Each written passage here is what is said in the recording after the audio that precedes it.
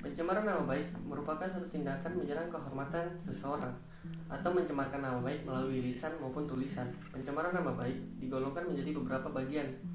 Pencemaran terhadap perorangan, kelompok, agama, orang yang telah meninggal, ataupun para pejabat. Hukum pencemaran nama baik di media sosial seiring perkembangan zaman, kegiatan manusia semakin bervariasi. Hal tersebut akibat dari perkembangan teknologi informasi. Dahulu, kegiatan manusia didominasi pada kegiatan yang menggunakan sarana fisik. Namun, pada era teknologi informasi, kegiatan manusia kini didominasi oleh peralatan yang berbasis teknologi. Hal tersebut tentu memberikan dampak pada penegakan hukum pidana, contohnya kejahatan dalam dunia maya, seperti pencemaran nama baik yang kerap terjadi.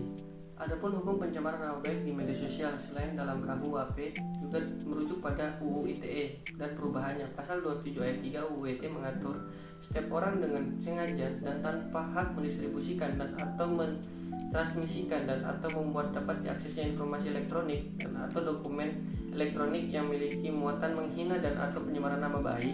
Sedangkan ketentuan SARA diatur dalam pasal 28 ayat 2 UU ITE, yaitu setiap orang dengan sengaja dan tanpa hak menyebarkan informasi yang ditunjuk untuk menimbulkan rasa kebencian atau permusuhan individu dan atau kelompok masyarakat tertentu berdasarkan atas suku, agama, ras, antar golongan atau SARA.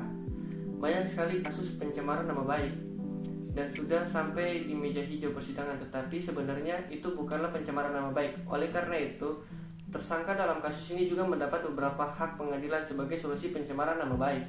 Salah satu hak dari tersangka adalah menyampaikan kronologi dan pembantahan terhadap tuduhan yang dialaminya.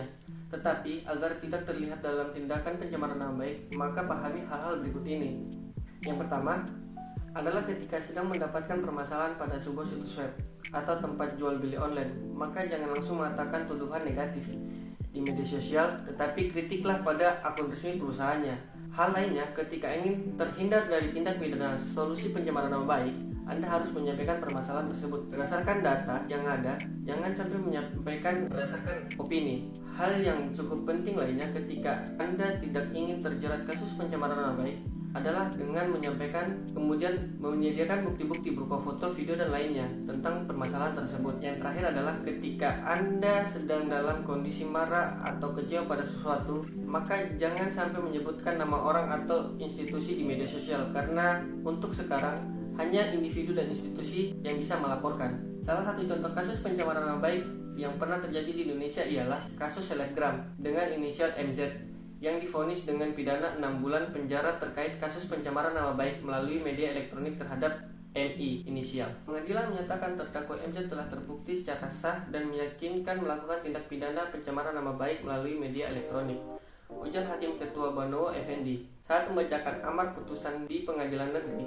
menjatuhkan pidana. Oleh karena itu dengan pidana penjara selama 6 bulan dan denda 50 juta rupiah dengan ketentuan jika denda tersebut tidak dibayar digantikan dengan pidana kurungan selama 6 bulan. Dalam perkara ini MZ dinyatakan bersalah melanggar pasal 310 dengan 311 KUHP dan atau pasal 27 ayat 3 UU RI nomor 19 tahun 2016 tentang ITE. Dalam menjatuhkan putusan, hakim mengungkapkan hal-hal yang memberatkan untuk NZ.